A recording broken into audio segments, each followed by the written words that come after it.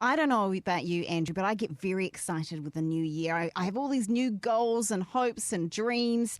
And that is exactly what we're going to be talking about today with our wonderful guest in studio. Thank you for joining us, Tanya Unkovic. Oh, it's always my pleasure, and to see you in person. Tanya, this is a little bit of a setup, actually, because I was excited that you were going to be in the studio. What we didn't tell you is that we're filming today's conversation. So there's a little bit of an extra pressure. And you're thinking, gosh, just as well I didn't bike in. Yes, just as well I didn't bike in or walk in my leotards or something like that. Yeah, but anyway. no, you're looking fantastic. You dressed well for the filming, just Thank saying. you. Well, it was a coincidence.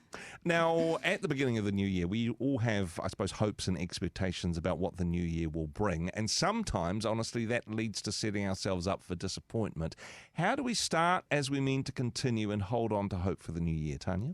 Well, you know, I always say live one day at a time. Sometimes when we set up those goals at the beginning of the year, the pressure of knowing you've got to do it for the whole year sometimes makes you just fall off the wagon early, doesn't it?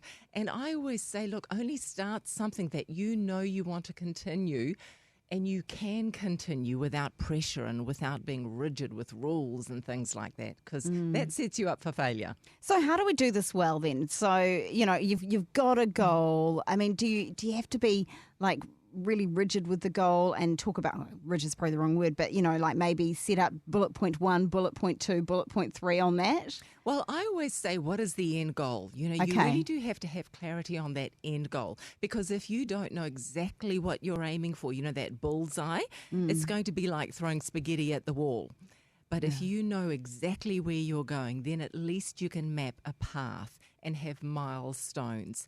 And, you know, during those times when you feel a little bit, excuse me, oh, God, it's too far, you've got to be excited about that goal. So make it something you're really passionate and excited about. I do love the spaghetti against the wall metaphor. And honestly, you achieve your goals better if you throw the spaghetti at the wall and then draw the target afterwards. Do you think? Because you're always going to get a bullseye in that regard. Win. Tanya, I know that some people listening to this, they've already failed. They've made their New Year's resolutions and they've tanked out already. What do we do? How do we find, I suppose, grace for ourselves moving forward when perhaps we haven't done as well as we had hoped so far? Well, I want to let everyone know that there is a day called International Quitters Day every year, because statistically everyone gives up around the third week of January. So the first thing to do is forgive yourself. This year was the 13th of January. Yeah. So forgive yourself. If you feel that you've already failed, whatever that means for you, just let it go, because otherwise you're going to stay in that cycle of shame of, you know, yay, no. You don't want that. So be kind to yourself and take a bit of time to really think, what do I really, really want? Let's talk about that. How do you, if someone's listening in right now and they're like, what do I really, really want? I mean, you know, is it health? Is it well-being? Is it a new job? I mean, how do you even find out what you really, really want? Because I think that can sometimes be a vexing question. This is beginning to sound like a Spice Girls song, just saying. Yeah, it kind of is. Really want. It is good. Yeah.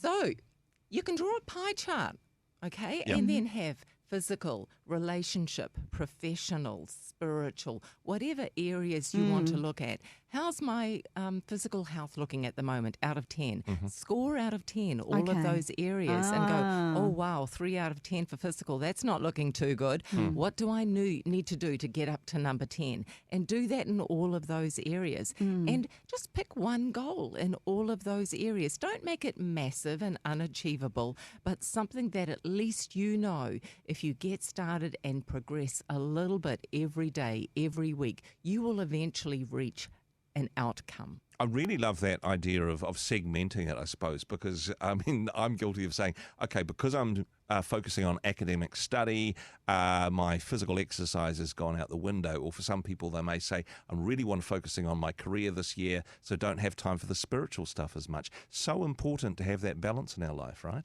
Absolutely, because all of those other areas of your life are still going to continue. So if you hop in the shower and all you do is wash your armpits only every day, then what's going to happen to the rest of your body, right? So it's a bit like that. So our life is like that, but the thing is, they don't need to be perfect. All of those segments don't need to be perfect. Just progress a little bit at a time. You know, that 2 millimeters you'll eventually get. Would you say then, is it good to set goals that are big and audacious and maybe just one area, and then the other one maybe just smaller goals, so that you can perhaps reach that audacious goal, but also, look, I am getting my steps in per day. I'm looking after myself in this way. That's Diane's New Year's resolution to Oh, say. the steps. Yeah, You said Yeah. that yesterday on the show, didn't I you? did. You've talked about that Yeah, before. yeah. Yeah. Well, that's a great idea. Yeah. I've got a great big goal for this year, but I've also got little ones. The thing is, though, I've changed things. I don't make myself need this perfect journey. Sure. It's you are going to have setbacks on those big audacious goals. You are going to have setbacks some days on your steps.